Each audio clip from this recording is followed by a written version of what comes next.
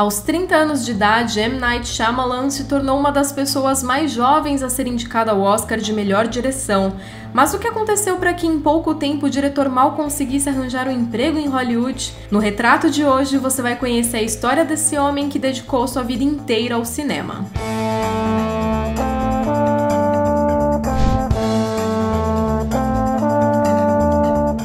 Mas antes de começar, deixa o seu like no vídeo, assina o canal e comenta qual o próximo diretor ou diretora que você gostaria de ver por aqui. Manoj Neliato Shyamalan nasceu no dia 6 de agosto de 1970, em uma pequena cidade chamada Mahé, na Índia. Mas antes mesmo de completar 2 meses de idade, a sua família se mudou para os Estados Unidos. Durante a sua infância, o garoto cresceu no subúrbio da Filadélfia e frequentou uma escola católica, onde desde pequeno sofria preconceito por ser filho de imigrantes indianos, ouvindo todo tipo de apelido depreciativo por conta de seu nome. Shyamalan vem de uma família muito tradicional, em que todos os seus parentes são médicos, e desde pequeno seu destino parecia estar selado, já que o seu pai sempre insistiu para que o jovem Manoj seguisse a profissão da família. No entanto, depois de ganhar uma câmera Super 8 de aniversário e assistir a Indiana Jones pela primeira vez, o garoto começou a ter ideias diferentes para o seu futuro, sempre apoiado pela mãe. O empurrãozinho que faltava para Shyamalan começar a filmar veio aos 14 anos, em uma viagem com seus avós, quando o garoto parou na biblioteca do aeroporto e comprou um livro de Spike Lee sobre o making-of do longa Ela Quer Tudo. Segundo o próprio Shyamalan, se este livro não estivesse ali, talvez o mundo jamais teria ouvido falar dele. A partir desse momento, o jovem Manoj pegou sua câmera Super 8 e começou a fazer produções caseiras com seus amigos do colégio.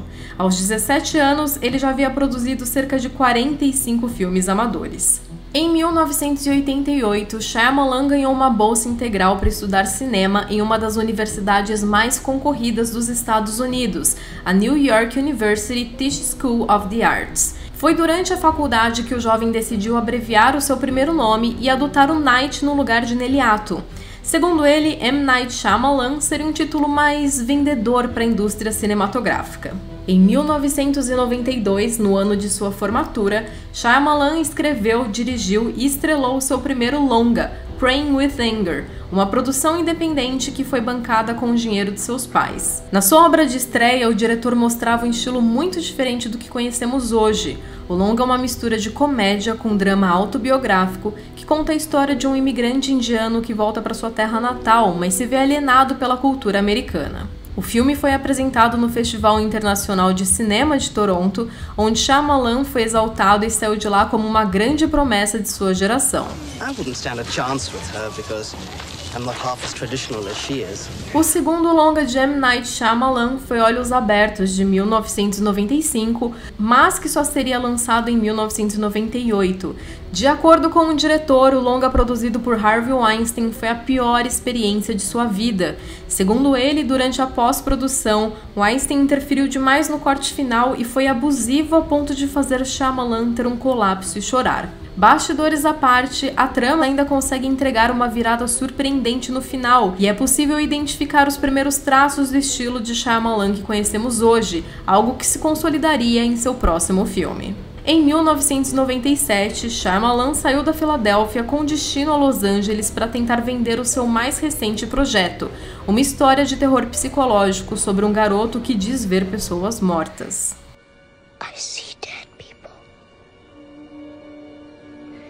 Até então, ninguém o conhecia em Hollywood. O seu currículo contava apenas com 2 longas e uma colaboração no roteiro de O Pequeno Stuart Little. Mesmo assim, Shyamalan sabia que tinha uma história poderosa nas mãos e estabeleceu 2 termos inegociáveis. Ele seria o diretor da obra e o projeto teria um orçamento mínimo de $1 milhão. Segundo o diretor, o leilão foi uma verdadeira guerra nos bastidores de Hollywood, com grandes estúdios como DreamWorks, Columbia Pictures e New Line Cinema fazendo as suas ofertas. No final, quem levou a disputa foi a Disney. Em 1999, O Sexto Sentido chegou aos cinemas e explodiu a cabeça de todo mundo. Um suspense estrelado por Bruce Willis e o pequeno Haley Joel Osment foi responsável por consagrar o diretor como um mestre do plot twist, um recurso narrativo que se tornou a sua assinatura. O filme performou bem nas bilheterias ao redor do mundo, tornando-se o terror mais assistido de 1999, mas viria a estourar mesmo apenas no ano seguinte. Enquanto as locadoras de vídeo ainda existiam e a Netflix era um serviço que enviava DVDs pelo correio, O Sexto Sentido invadiu a casa das pessoas e conquistou o título de filme mais alugado do ano de 2000. A crítica especializada também amou O Sexto Sentido, que levou 6 indicações ao Oscar, incluindo melhor direção e melhor roteiro original. Em pouco tempo, Shyamalan estava no topo de Hollywood. Aos 30 anos de idade, ele foi considerado um gênio e apontado como o próximo Steven Spielberg. Shyamalan então entrou para a lista de poucos diretores capazes de vender um filme apenas com a força de seu nome. Em 2000, ele escreveu e dirigiu Corpo Fechado, um thriller que deu continuidade à boa fase do diretor. Com Bruce Willis e Samuel L. Jackson no elenco, Corpo Fechado conta uma história inspirada na mitologia das histórias em quadrinhos, bem antes da Marvel e a DC dominarem as bilheterias. Shyamalan até tentou promover o filme como tal, mas os estúdios insistiram em vendê-lo como um suspense. Mais uma vez, Shyamalan chocou o público com um plot twist brilhante no final do filme. Além de ser um sucesso comercial, o longa foi muito elogiado pela crítica e, ironicamente, viria a se tornar um clássico cult por sua inspiração nos quadrinhos.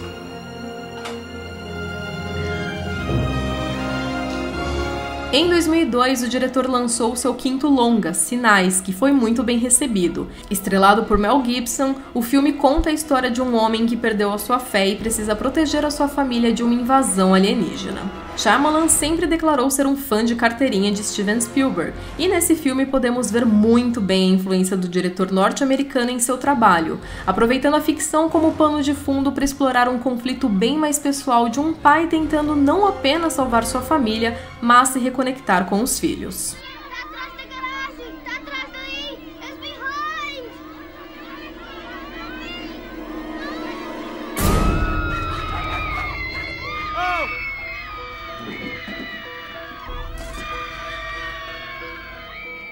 Dois anos depois de seu último sucesso, Shyamalan lançou A Vila, mais um filme que apostava em uma virada final surpreendente.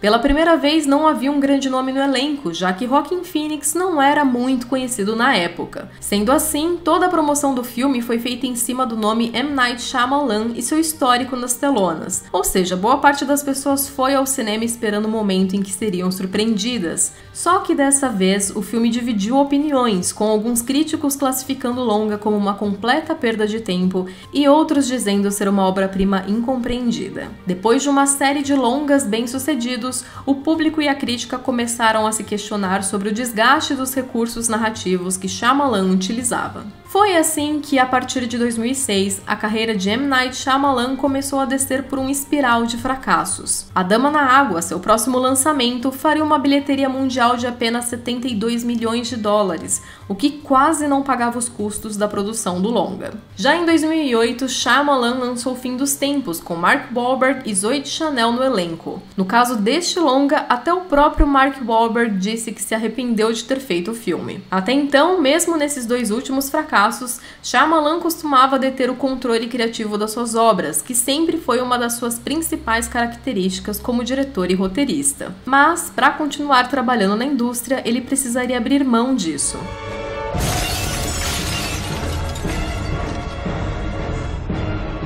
Em 2010, ele teve a chance de adaptar o anime Avatar: A Lenda de Aang para as telonas e dirigiu o filme O Último Mestre do Ar. Entre pressões do estúdio e a má recepção do público com o longa, esse último projeto foi responsável por colocar Shyamalan na geladeira de Hollywood, onde passou 3 anos tentando emplacar algum trabalho. Assim foi até que uma ligação inesperada do ator Will Smith surgiria para dar uma última chance ao diretor. So I pitched the idea, the seeds of the idea for After Earth, and I was like, wait a minute.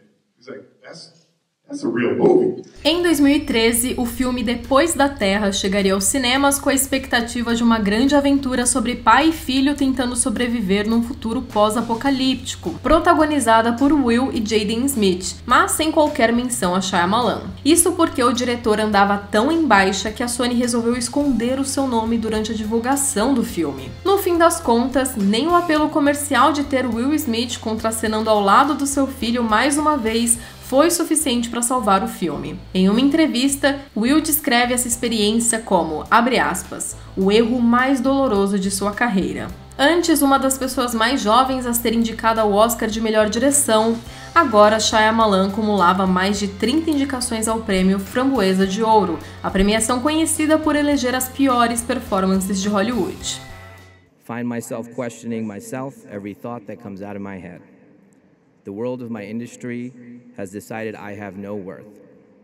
I am a cautionary tale, a person who got lucky for a time, but revealed himself to be a sham.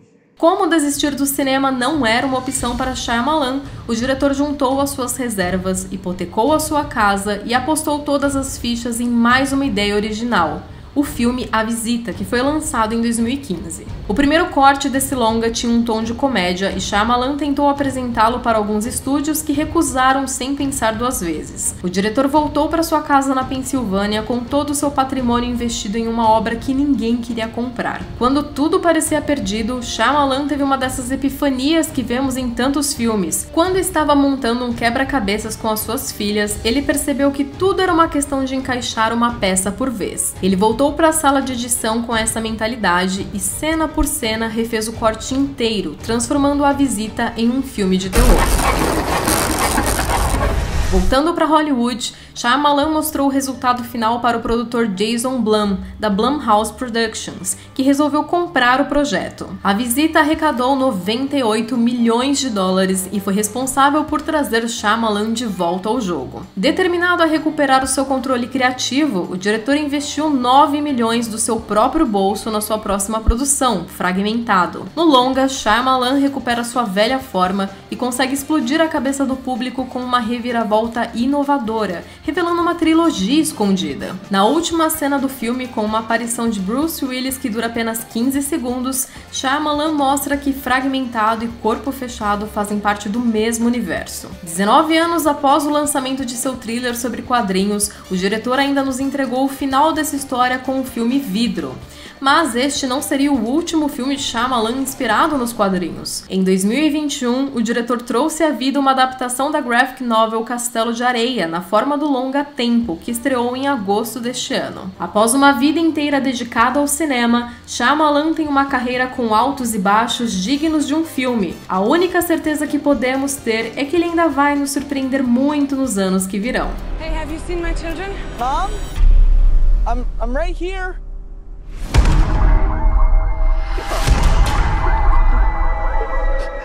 Mas e você, qual filme mais gosta do Shyamalan? Conta aí pra gente nos comentários e aproveita para deixar a sua sugestão de quem você quer ver aqui no Retrato. Ah, e lembra de deixar o seu like no vídeo, assinar o canal e clicar no sininho de notificações. Até a próxima!